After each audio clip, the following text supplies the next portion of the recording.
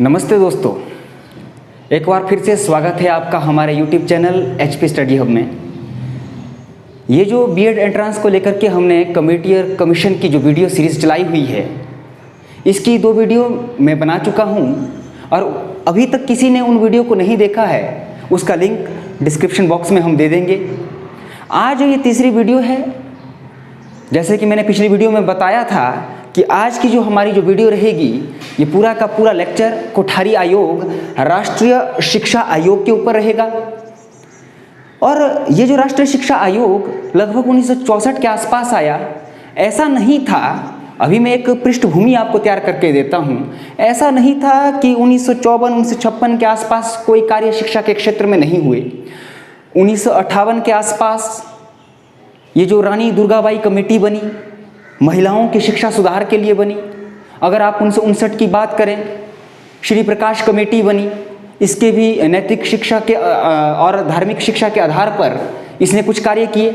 1961 में आपको पता है कि NCERT बनाया गया। मतलब समय समय पर शिक्षा के क्षेत्र में कुछ ना कुछ कार्य होते रहे। आप कमेटी को लेकर के चिंतित बिल्कुल ना होइएगा।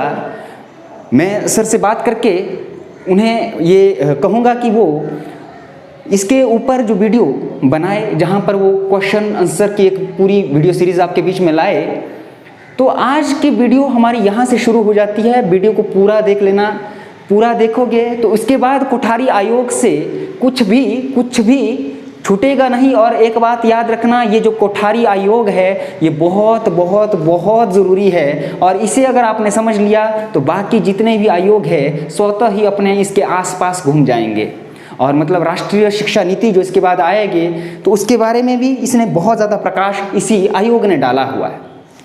तो अब बात करते हैं राष्ट्रीय शिक्षा आयोग की।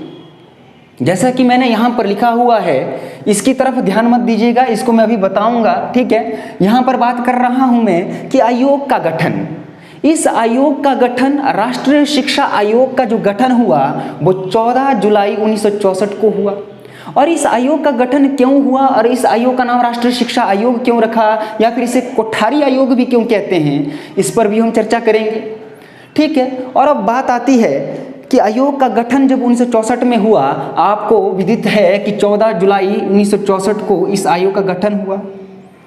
अब 11 जून 1964 के आसपास ही देश के प्रधानमंत्री लाल बहादुर शास्त्री जी बने थे। और ठीक 1 महीने के अंदर अंदर इस आयोग का गठन हो जाता है। इस आयोग के जो अध्यक्ष थे, आयोग के अध्यक्ष बनाए गए डॉक्टर, इसको लिख लीजिएगा, दौलत सिंह कोठारी। डॉक्टर दौलत सिंह कोठारी को इस आयोग का अध्यक्ष बनाया गया। अब ये डॉक्टर दौलत सिंह कोठारी कौन थे?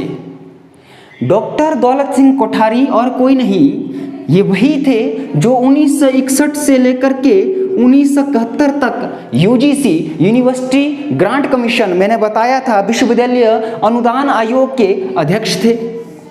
मतलब 1964 के आसपास भी ये क्या थे, उस समय अनुदान आयोग के, विश्वविद्यालय अनुदान आयोग के अध्यक्ष थे। और इन्हें ही क्या किया गया, इस जो आयोग का, जो शिक्षा के क्षेत्र में आयोग गठित किया गया, इसका इन्हें अध्यक्ष बनाया गया। इनके बारे में एक और बात मैं बता दूं, ये जो दौलत सिंह कोठारी थे, ये भारतीय जो रक्षा मंत्रालय था, रक्षा मंत्रालय के, अगर आप बात करें रक्षा मंत्री जो थे, उनका जो रक्षा मंत्रालय होता है, उनके प्रमुख वैज्ञानिक सलाहकार भी रह चुके थे। प्रमुख वैज्ञानिक सलाहकार भी ये रह चुके थे, ठीक है। मतलब ये बहुत ही प्रतिष्ठित व्यक्ति थे। प्रतिष्ठित व्यक्ति थे तो मतलब इन्हें क्या बनाया गया, इस आयोग का अध्यक्ष बनाया गया। इस आयोग के जो सचिव रहे, सचिव के तौर पर जो नियुक्त किए गए, वो किए गए हमारे पास JP नायक। JP नायक जी क्या रहे, इस आयोग के सचिव रहे। यहाँ पर मैंने लिखा हुआ है आयोग के संयुक्त सचिव। आयोग के संयुक्त सचिव के रूप में लिखा है मैंने कि तत्कालीन यूनेस्को सदस्य, यूनेस्को के जो सदस्य थे JF मैकडूगल, उन्हें क्या बनाया गया, आयोग के संयुक्त सचिव के रूप में नियुक्त किया गया। अब यहाँ पर सबसे पहले मैं आपको बता दूं कि जब इस आयोग का गठन किया गया, अध्यक्ष भी हैं, सचिव भी है, संयुक्त सचिव भी है, ठीक है। आयोग में आपके मन में प्रश्न आ रहा होगा कि सर आयोग में कुल कितने सदस्य थे? तो जी बिल्कुल आप नोट कीजिएगा, आयोग में कुल 17 सदस्य थे। आयोग में कुल 17 सदस्य थे। 17 में से 11 जो थे वो भारतीय थे और शेष बचे जो 6 थे वो विदेशी थे। और ये जो विदेशी जो सदस्य थे ये किस किस कंट्री के थे? मित्र राष्ट्र जो थे अमेरिका, फ्रांस, ब्रिटेन, रूस और एक धुरी राष्ट्र जिसकी बात कर रहा हूं मैं, जापान। ये जो 6 विदेशी जो शिक्षाविद नियुक्त किए गए इस आयोग में, ये कहां से थे? अमेरिका, फ्रांस, ब्रिटेन, रूस और जापान से थे। यहां पर मैंने लिखा हुआ है यूनेस्को। आपने कमेंट बॉक्स में मुझे बताना है कि ये जो यूनेस्को है वर्तमान में और सबसे बड़ी बात है इसका गठन कब हुआ, ये किस क्षेत्र में कार्य करता है और कहाँ स्थित है, इसके बारे में आपने कमेंट बॉक्स में मुझे बताना है कि यूनेस्को ये जो रखा हुआ है ये यूनेस्को का पूरा क्या कार्य रहता है और इसके कार्य क्षेत्र क्या है। मैंने यहाँ पर जोर दिया हुआ है कि JF डुगल को संयुक्त सचिव बनाया गया, मतलब ये यूनेस्को के सदस्य थे। तो ऐसा क्या कारण रहा कि यूनेस्को के सदस्य जो थे उन्हें क्या बनाया गया? इस शिक्षा नीति के संयुक्त सचिव के रूप में बनाया गया। प्रश्न तो यहाँ पर भी उठता होगा, आपके मन में उठ रहा होगा कि सर पिछले अभी तक के जो 2 आयोग की बात की, पिछले जो दिन 2 आयोगों की हमने बात की, उसमें तो कहीं पर भी किसी विदेशी शिक्षाविद का नाम नहीं आया, तो इसमें क्यों शामिल किया गया? तो बात यह है कि सबसे बड़ी बात यही आती है कि इस आयोग की जरूरत ही क्यों पड़ी। देखिए, जितनी शीघ्रता के साथ विश्व में बदलाव आ रहे थे और भारत की जो शिक्षा पद्धति थी वो उस बदलाव के अनुरूप खुद को ढाल नहीं पा रही थी, कहीं ना कहीं जो हमारी जो शिक्षा पद्धति में खामियां थी वो सामने आ रही थी। तो एक तरफ विश्व अनुसंधान की तरफ तीव्रता के साथ अग्रसर हो रहा था और वहीं पर हमारी जो शिक्षा नीति का जो लचर जो स्थिति थी वो कहीं ना कहीं चिंतनीय बनी हुई थी। इसलिए सरकार ने इस बार तय किया कि वो किसी उच्च शिक्षा के क्षेत्र में नहीं, ना माध्यमिक शिक्षा के क्षेत्र में नहीं, बल्कि एक ऐसा आयोग लेकर के आएगी जो हर स्तर के शिक्षा के बारे में एक अपनी समीक्षा करेगी, सुझाव देगी और साथ में साथ शिक्षा इस प्रकार से हो जिसके विश्व स्तर पर एक प्रकार से उसे मान्यता मिले, विश्व स्तर पर भी कहीं ना कहीं हमारी जो स्थिति है वो थोड़ी सी अच्छी बने, शिक्षा की स्थिति सुदृढ़ बने। ठीक है, तो इसलिए क्या किया गया, तो हमें कहीं ना कहीं दूसरे देशों के शिक्षा के मॉडल को अपने शिक्षा मॉडल में रखना था। तो करके क्या किया, बहुत सोच समझ करके इस आयोग का गठन करते समय हमने क्या कर दिया, 11 सदस्य भारतीय रखे और 6 सदस्य ऐसे थे जो विदेशी थे। ठीक है, यहां तक आपका क्लियर हो गया होगा। अब बात आती है कि इस आयोग को, सर मैंने यहां पर लिखा हुआ राष्ट्रीय शिक्षा आयोग और साथ में लिखा है कोठारी आयोग। मैंने ठीक इससे पहले आपको बताया कि इसके अध्यक्ष कौन थे? बिल्कुल ठीक, डॉक्टर दौलत सिंह कोठारी। इनके नाम के आधार पर ही क्या किया गया, इस आयोग का नाम कोठारी आयोग भी रखा गया। ठीक है, और साथ में अगर कहीं पर आपको लिखा हुआ मिले राष्ट्रीय शिक्षा आयोग तो भी आप माने कि राष्ट्रीय शिक्षा आयोग कौन सा है, वो यही आयोग है। ठीक है, अब बात आती है कि आयोग को गठन करने के मुख्य उद्देश्य क्या रहे, आयोग का गठन किया गया उसके उद्देश्य क्या रहे। ठीक है, अभी तक हमने पढ़ लिया उसके बारे में। यहाँ लिखा हुआ मैंने कि समग्र और समान शिक्षा नीति, पूरे देश के अंदर क्या हो, एक समान शिक्षा नीति हो, उसके लिए इसको गठन करने का उद्देश्य रहा। दूसरा रहा कि शिक्षा के सभी स्तरों का अध्ययन तथा गहराई से उनका पुनर्गठन, चाहे वो माध्यमिक स्तर की बात हो, प्राथमिक स्तर की बात हो, इवन की पूर्व प्राथमिक शिक्षा की बात हो, या उच्च शिक्षा की बात हो, उन सभी स्तरों का क्या हो जाए, बारीकी के साथ हमने अध्ययन करना है, उनमें जो खामियां हैं उनको दूर करने के लिए हमने सुझाव देने हैं, और फिर उन खामियों को दूर करने के लिए क्या करना है, गहराई से उनका अध्ययन करने के बाद पुनर्गठन करना है। ठीक है, तो मतलब ये आयोग को गठन करने के मुख्य उद्देश्य रहे।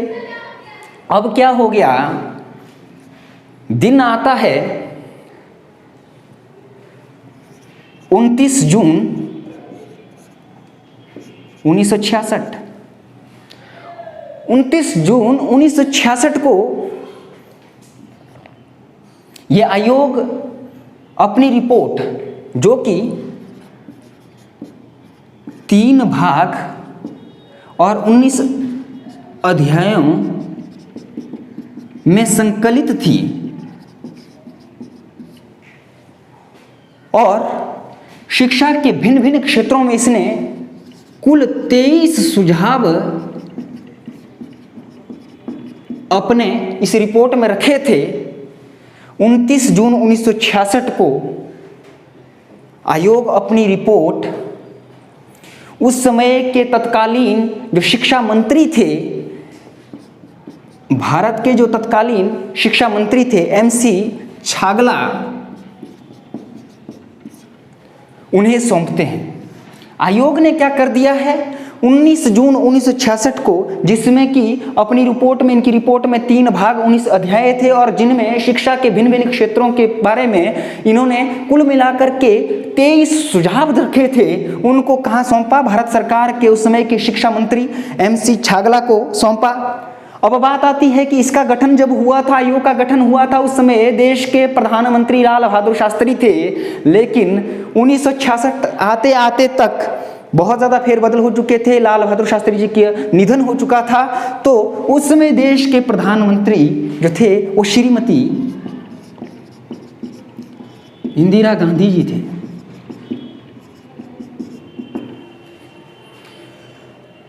ये रिपोर्ट कहाँ पहुँचती है, भारत सरकार के पास पहुँचती है, और साथ में क्या है कि इस रिपोर्ट ने क्या कर दिया है, 23 सुझाव अपने इस रिपोर्ट में रखे हुए हैं। अब वो रिपोर्ट में कौन कौन से सुझाव थे, कौन कौन सी संस्तुतियाँ थी, उसके बारे में है, अब हम पढ़ेंगे यहाँ पर। ठीक है,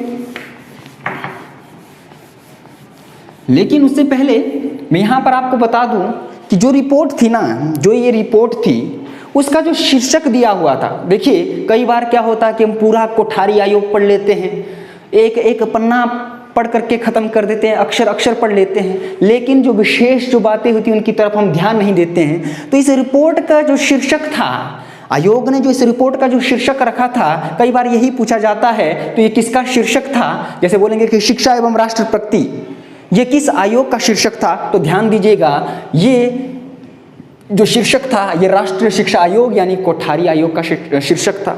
साथ में इस आयोग ने कुछ कथन कहे थे, मैं आपको बता दूं, इस आयोग ने कथन कहा कि देश का भविष्य उसकी कक्षाओं में निर्मित हो रहा है।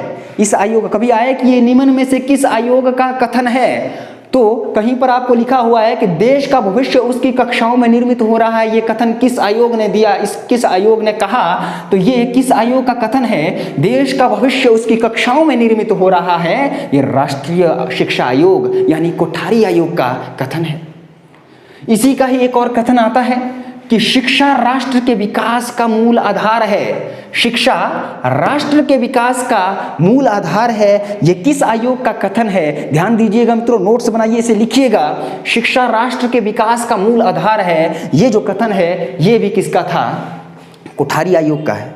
यहीं पर मुझे याद आ रहा है कि जो पिछली वीडियो में मैं शायद भूल गया हूं, इसे मैं यहाँ पर बताता हूं। मुदालियर आयोग ने कहा था कि जो आज का जो छात्र है वो कल का नागरिक और नेता है। ध्यान दीजिएगा, ये कथन किस आयोग का है, यहीं पर मैं आपको बता देता हूं, वहां पर आप लिख लीजिएगा। आज का जो छात्र कल का नागरिक और कल का नेता है, ये जो कथन था ये मुदालियर आयोग का था। और साथ में मित्रों मैंने बताया था, मुदालियर आयोग की रिपोर्ट को ही क्या कहा जाता था, क्या कहा जाता है, शिक्षकों के लिए बाइबल कहा जाता है। ठीक उसी प्रकार से इस आयोग के भी कुछ कथन है, देश का भविष्य उसकी कक्षाओं में निर्मित हो रहा है, शिक्षा राष्ट्र के विकास का मूल आधार है। उससे भी बड़ी बात, इस आयोग की रिपोर्ट का जो शीर्षक है उसे ध्यान में रखना अपने, शिक्षा एवं राष्ट्र प्रगति जो है इस आयोग का शीर्षक था। अब सुझावों पर आते हैं मित्रों। इस आयोग के क्या क्या सुझाव रहे? प्रमुख जो सुझाव है उनके ऊपर मैं चर्चा करूंगा, उनके ऊपर मैं बात करूंगा आपसे, और आपने उनको ही ध्यान में रखना है, उससे बाहर चीज़ें नहीं आएगी। ठीक है, बीएड के एंट्रेंस एग्जाम में उतना भी आपसे नहीं पूछा जाएगा। पहला रहेगा, आप लिख लीजिएगा नहीं तो वीडियो बड़ी बन जाती है। बालक और बालिकाओं के लिए क्या करो? समान पाठ्यक्रम, बालक बालिकाओं के लिए समान पाठ्यक्रम, जिसके चलते गणित और विज्ञान विषय की शिक्षा उन्हें प्रदान की जाए। मतलब अवसर की समानता का ध्यान रखते हुए इस आयोग ने अपने सुझाव दिया। पहला ही जो सुझाव दिया, इसने कहा कि बालक और बालिकाओं के लिए समान पाठ्यक्रम होना चाहिए और गणित और विज्ञान विषय की जो शिक्षा है उन्हें प्रदान की जानी चाहिए। ठीक है, बेसिक से ले जा रहा हूं आपको। इसी आयोग ने एक और कहा कि जो 3 वर्ष से लेकर के 6 वर्ष की आयु का जो बालक है उसके लिए एक अभिनव, याद रखना, अभिनव पाठ्यक्रम का सुझाव, अभिनव पाठ्यक्रम के कार्यक्रम का सुझाव किसने दिया? और ये किसके लिए है? 3 से 6 वर्ष की आयु के जो छात्र हैं, बालक हैं, उनके लिए क्या कहा कि अभिनव पाठ्यक्रम कार्यक्रम एक तैयार किया जाए, जिसके चलते इन जो बालकों को है, 3 से जो 6 वर्ष की आयु के जो बालक है, ये 3 वर्ष की रहेगी, 1 से लेकर के 3 वर्ष की रहेगी, इनके लिए क्या किया जाए? प्राथमिक शिक्षा से पूर्व प्राथमिक शिक्षा दी जाए। कुछ नहीं यार, नर्सरी एलकेजी की बात कर रहा हूं मैं यहां पर। पूर्व प्राथमिक शिक्षा दी जाए। और क्या पाठ्यक्रम रहे? अभिनव पाठ्यक्रम कार्यक्रम रहे। यहां तक क्लियर? साथ में इस आयोग ने एक और बात कही कि जैसे ही 6 वर्ष की आयु का बालक हो जाए, प्राथमिक शिक्षा को ग्रहण करने हेतु उसे नामांकन दिया जाए। मतलब प्राथमिक शिक्षा को ग्रहण करने के लिए बालक की जो निम्नतम आयु रहेगी वो कितनी रहनी चाहिए? 6 वर्ष रहनी चाहिए। ठीक है, अब यहीं से मैं आगे ले जाता हूं, एक एक करके बताता हूं आपको क्या क्या चीजें चली है। इसी आयोग ने एक बात कही कि जो विषयों का जो विभाजन होता था, विषयों का जो विभाजन होता था वो कक्षा 9 के बाद ना करते हुए कक्षा 10 के बाद किया जाए।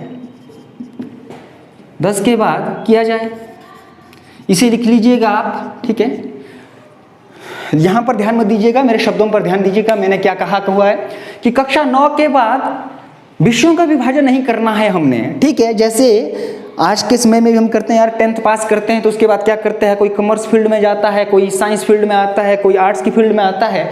तो इसने यही कहा कि कक्षा 9 के बाद विषयों का विभाजन ना करते हुए, ठीक है, आप क्या कर दो, कक्षा 10 के बाद इसका विभाजन कीजिएगा। अब अगली बात, इसी आयोग ने एक और बात कही, इसी आयोग ने एक बहुत बड़ी बात कही, देश के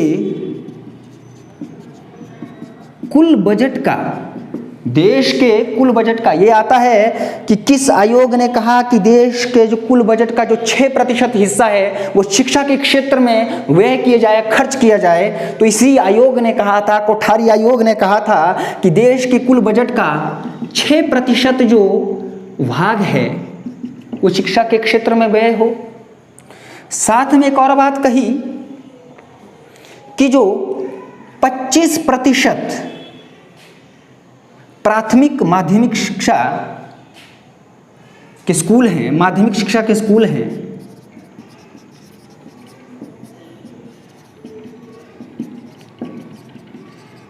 %25 माध्यमिक शिक्षा के स्कूल और 50% उच्चतर माध्यमिक शिक्षा स्कूल, उच्चतर माध्यमिक शिक्षा स्कूल, माध्यमिक स्कूल व्यवसाय स्कूलों में परिवर्तित किए जाए, स्कूलों में परिवर्तित किए जाए। मतलब इस आयोग ने सिर्फ शिक्षा की बात नहीं की मित्रों। शिक्षा क्या हो, सामाजिक विकास करने वाली हो, नैतिक विकास करने वाली हो, सांस्कृतिक विकास के रूप में, और साथ में इसका शीर्षक ही देखिए, शिक्षा एवं राष्ट्र प्रगति, मतलब कि राष्ट्र की प्रगति में अपना योगदान देने वाली ऐसी शिक्षा हो, और साथ में क्या हो, व्यक्ति उस शिक्षा को ग्रहण करने के बाद अपनी आजीविका का साधन खुद से जुटा सके। उसके लिए इसने क्या कहा कि जो हमारे जो माध्यमिक शिक्षा स्कूल है और उसके बाद जो उच्चतर माध्यमिक जो स्कूल है उसका क्या कहा इसने कि 25% जो है वो माध्यमिक स्कूल परिवर्तित हो जाए व्यवसाय स्कूलों में, और 50% उच्च माध्यमिक स्कूल क्या हो जाए, व्यवसाय स्कूलों में परिवर्तित हो जाए।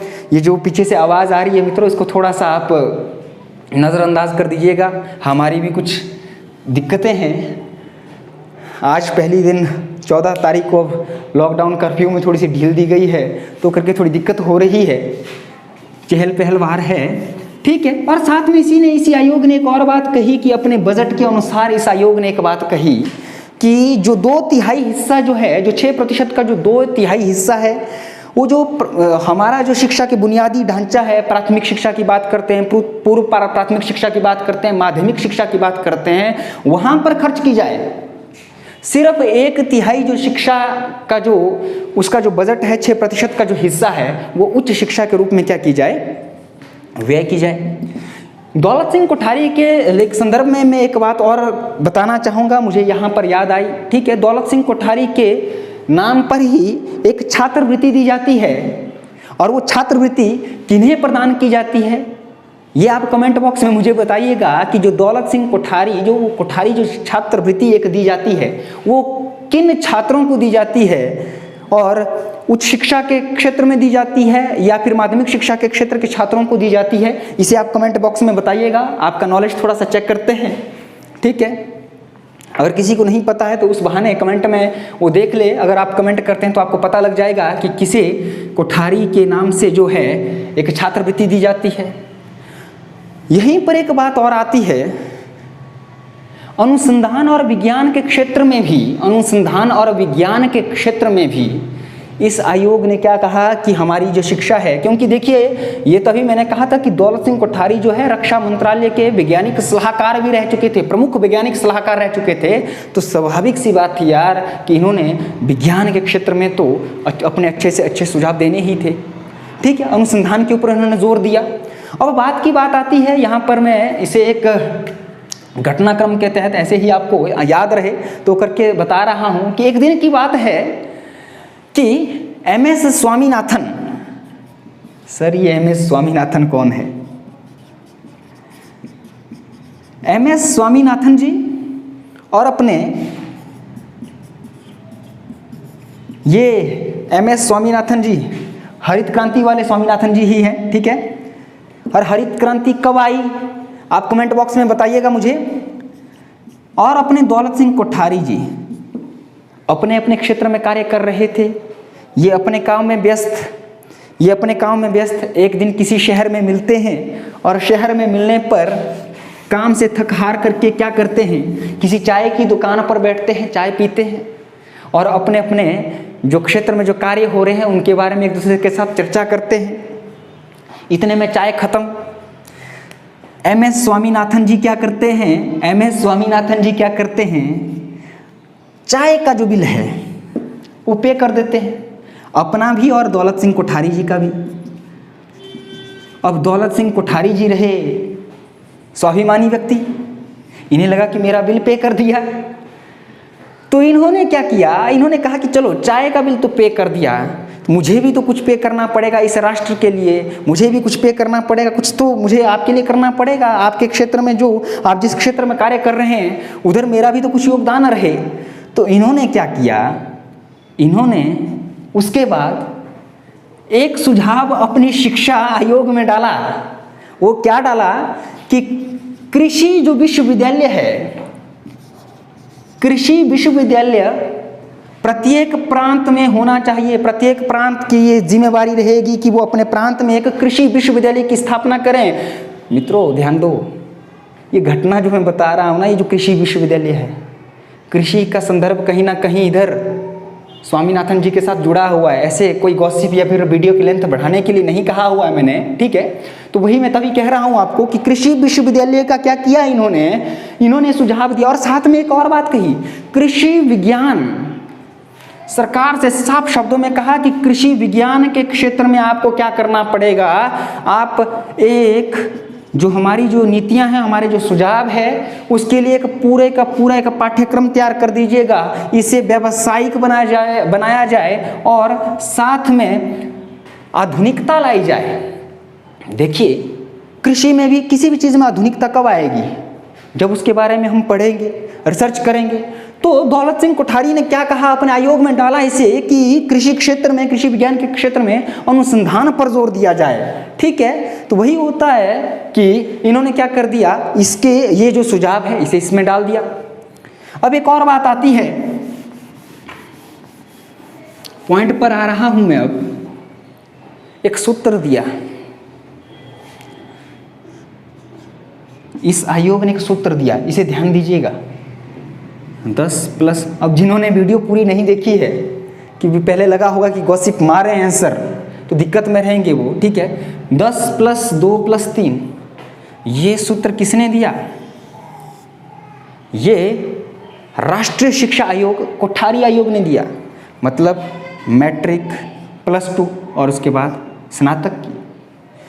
और साथ में एक और बात कही, संशोधित, ध्यान दीजिएगा मित्रों, त्रिभाषा के सूत्र की जब बात होती है, मैंने पिछले वीडियो में भी कुछ कहा था, और इसके संदर्भ में क्या हुआ, हर बार विवाद उत्पन्न हुए, हर बार क्या हुए, विवाद उत्पन्न हुए। 1948 में क्या हुआ, उस समय के जो मुख्यमंत्री हैं, ठीक है, प्रांतों के मुख्यमंत्री ने आपस में एक केंद्र में बैठक बुलाई, त्रिभाषा का जो सूत्र है उस पर हामी भर दी। जैसे ही वो लोग अपने अपने प्रांतों में पहुंचे, पूरी तरह से विरोध हो गया, और इसलिए त्रिभाषा का सूत्र उस समय भी लागू नहीं हो पाया। कोठारी आयोग ने क्या कर दिया, एक बहुत ही सही कार्य किया। कोठारी आयोग ने ये किया कि, कोठारी आयोग ने क्या किया, कोठारी आयोग ने बोला कि संशोधित, वाह क्या बात है, संशोधित त्रिभाषा सूत्र का सुझाव दिया। मतलब एक जो रहे वो स्थानीय रहे, जिसे मातृभाषा भी कहते हैं, या फिर प्रादेशिक भाषा, ये पाठ्यक्रम में जोड़ी जाए। दूसरी संघ की जो सहराज्य भाषा है, ठीक है, वो पढ़ाई जाए। मतलब एक इसकी बात कही, ठीक है। और तीसरी, कोई भी एक आधुनिक या यूरोपीय भाषा, सीधा सीधा तौर पर देखा जाए तो ज़्यादातर इसे अंग्रेजी में ही जोड़ देते हैं, लेकिन यहाँ पर कहा, इसने क्या कहा कि कोई भी एक आधुनिक भाषा या फिर यूरोपीय भाषा ये पाठ्यक्रम में हो, ठीक है। यार इसको ज़्यादा इस तरह से मत समझिएगा, आप ये समझिएगा जब आप लोगों ने भी 6, 7, 8, 9, 10 की पढ़ाई की तो हमने क्या किया, ज़्यादातर समय हमने क्या किया, एक हिंदी पढ़ते थे, एक अंग्रेजी पढ़ते थे, जिसमें कि पास होना मुश्किल हो जाता था, ठीक है। नहीं आपको नहीं, मुझे, मैं अपनी बात कर रहा हूँ, ठीक है। और एक हम क्या पढ़ते थे, संस्कृत, संस्कृत पढ़ते थे, कुछ इस तरह का रहता था, ठीक है। कई जगह पर उर्दू पढ़ा जाता था, या फिर केरल या कहीं और जो भी है भाषा उनकी, कन्नड़, तमिल आदि, वो अपने अपने हिसाब से यहाँ पर जो तीसरी भाषा के रूप में पाठ्यक्रम में शामिल किया गया। और अब ये बात आई, एक और बात यहीं पर बता देता हूँ कि अखिल भारतीय स्तर पर शिक्षा की जो नीति है और पाठ्यक्रम है उसकी जो देख रेख करेगी, उसकी जो देख रेख का जिम्मा दिया वो NCERT को दिया। इसके लिए वीडियो लाएंगे। मैंने कहा यार फुल फॉर्म या फिर कमेटी या फिर जो भी ये हैं इन पर एक वीडियो प्रश्नोत्तर के रूप में आएगी। जिस प्रकार से आपकी टीचिंग एप्टीट्यूड और एटीट्यूड की फिलहाल चली हुई है, सर से मैं बात कर दूंगा कि इस पर वो वीडियो बनाएंगे। ठीक है।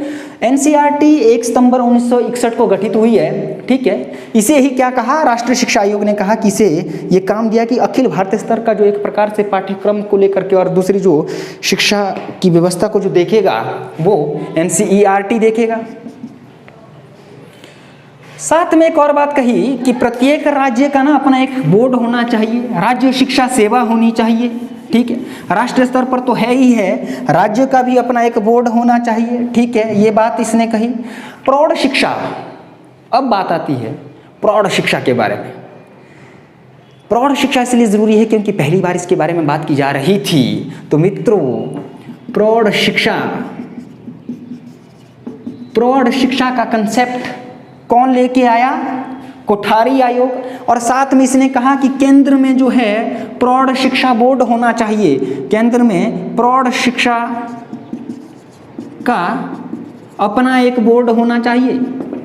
वाह, केंद्र में क्या होना चाहिए? प्रौढ़ शिक्षा का अपना एक बोर्ड होना चाहिए। ऐसी ऐसी काफ़ी सारी बातें करते करते और भी सुझाव हैं। ठीक है, एक और सुझाव देता हूं मैं, कॉमन स्कूल, ये आता है, पेपर में आता है। ठीक है, अच्छा हुआ कि मुझे समय पर याद आ गया। कॉमन स्कूल सिस्टम मतलब अमीर गरीब के बच्चों में ज़्यादा भेदभाव ना हो, वहाँ पर एक ही स्कूल में सब चीज़ें ठीक रहे, बढ़िया तरीके से दुरुस्त रहे। कॉमन स्कूल सिस्टम की जो बात कही है, अभी आपसे पूछे कि the concept of common school system is given by which commission, तो आप सीधे तौर पर याद कीजिएगा, आप सीधे तौर पर टिक मार दीजिएगा, मार्क कर दीजिएगा कोठारी आयोग को या राष्ट्रीय शिक्षा आयोग को। कॉमन स्कूल सिस्टम जो है इसी आयोग ने कहा। अब आखिर में एक बात करता हूं मैं, आखिर में यहीं पर मैं एक बात करता हूं, फिर जो छूटता है आप उसे कमेंट बॉक्स में बता दीजिएगा अगर मुझसे कुछ छूट गया है, क्योंकि बीच में हो जाता है कई बार वीडियो बनाते बनाते कुछ चीज़ें स्किप कर जाती है। ऐसा नहीं है कि मैं अगर कुछ चीज़ें मुझे लगता है कि बेहद ज़रूरी कोई चीज़ छूट गई है तो मुझसे अगली वीडियो में भी बता देता हूँ। तो ज़रूरी रहता है कि आप हर एक वीडियो को अच्छे से देखें। ठीक है। और साथ में शिक्षकों के लिए त्रिमुखी लाभ योजना, शिक्षकों के लिए त्रिमुखी, इसे याद कर दीजिएगा। ठीक है, त्रिमुखी लाभ योजना लाने का सुझाव इस आयोग ने दिया।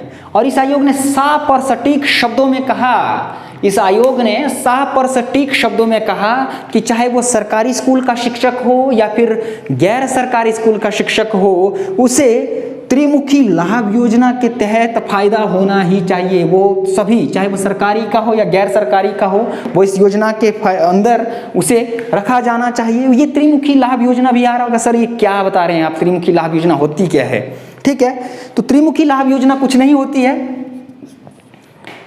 एक इसने बात कही GPF की, शिक्षकों को अब तो खैर बंद कर दिया है, और इन्हें बीमा प्रदान किया जाए, और साथ में पेंशन की बात कही जो भी आजकल अब वर्तमान समय में बंद कर दी गई है, जिसके लिए पूरा शिक्षक समुदाय विरोध भी कर रहा है। ठीक है, यह है त्रिमुखी लाभ योजना। इसका सुझाव क्यों? शिक्षकों को जब सीधे तौर पर, क्योंकि मुदालियर आयोग ने तो कह दिया था यार कि जो शिक्षक है वो ट्यूशन नहीं पढ़ा सकता है, अब वेतन आजीविका परिवार चलाने के लिए कुछ चीज़ें, तो उस समय बहुत बुरी स्थिति थी शिक्षकों के संदर्भ में भी बात कहे।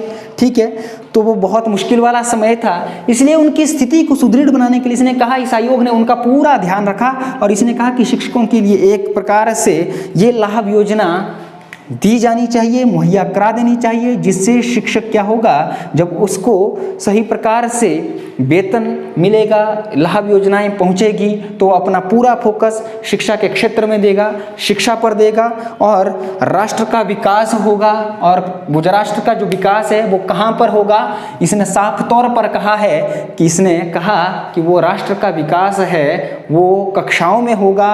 और ठीक यहीं पर सबसे बड़ी बात आखिर में, ये आप लोगों के लिए जिन्होंने आखिर तक वीडियो देखी है उनके लिए मैंने जानबूझ के लास्ट में रखा हुआ है, यहीं पर बता देता हूं कि जो राष्ट्रीय शिक्षा नीति को देखिए, ये तो सभी याद रखेंगे कि जो प्रथम राष्ट्रीय शिक्षा नीति है, प्रथम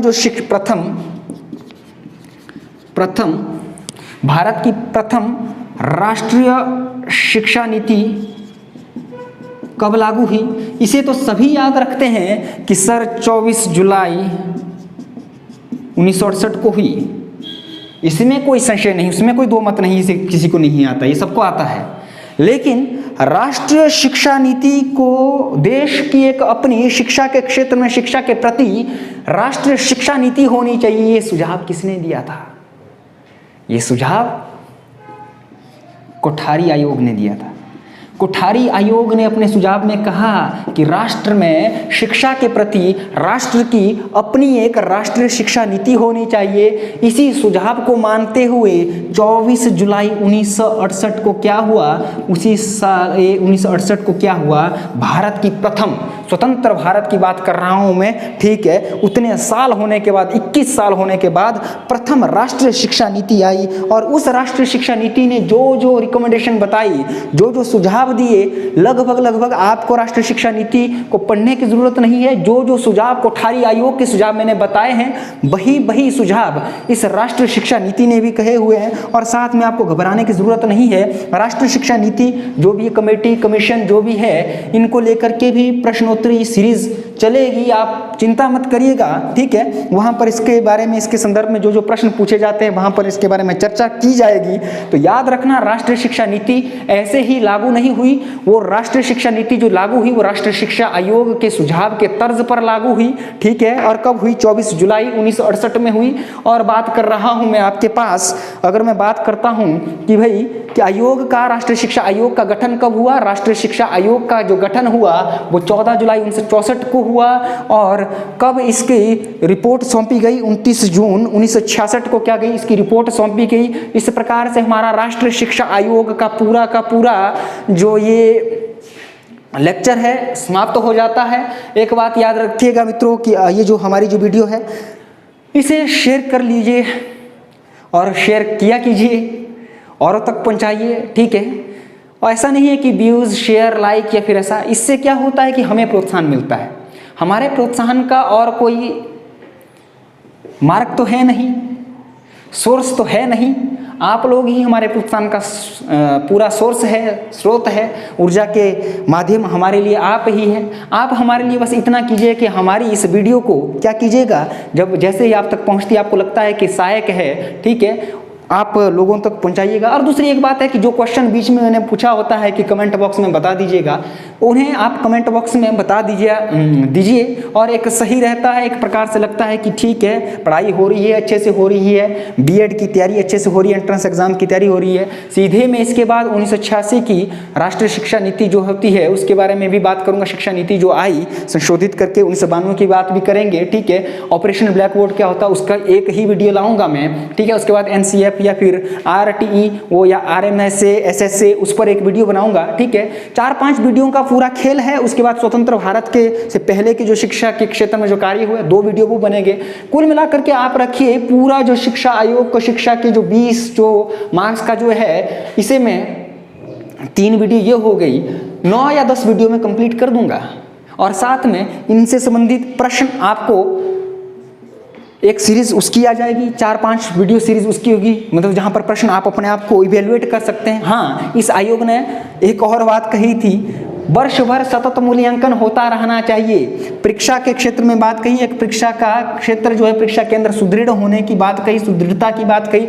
और साथ में कहा कि जो मूल्यांकन होना चाहिए छात्रों में क्या बदलाव आ रहे हैं, क्या सुधार आ रहे हैं, शिक्षा के क्षेत्र में क्या सुधार आ रहे हैं, उसका क्या होना चाहिए, सतत या फिर वर्ष भर क्या होना चाहिए, इवैल्यूएशन होना चाहिए, मूल्यांकन होना चाहिए। ठीक है, वैसे ही आप अपना मूल्यांकन भी क्या करें, उस जो वीडियो सीरीज आएगी उसमें करिएगा। ठीक है, तो अभी फिलहाल 14 जून के बाद क्या हो गया है, कर्फ्यू में थोड़ी सी ढील मिल गई है। ढील का मतलब ये नहीं है कि आप और हम ऐसे यूं ही बाहर निकल जाए और फिर से देश की स्थिति थोड़ी सी चरमरा जाए। हमने क्या रहना है, वही सतर्कता और सहजता के साथ अपना कार्य ईमानदारी के साथ करते रहना है। अपने घरों में रहिए, स्वस्थ रहिए, मस्त रहिए, तंदुरुस्त रहिए और हमें दीजिएगा इजाज़त। बहुत जल्द हम नई वीडियो लेकर के आएंगे, तब तक के लिए नमस्कार।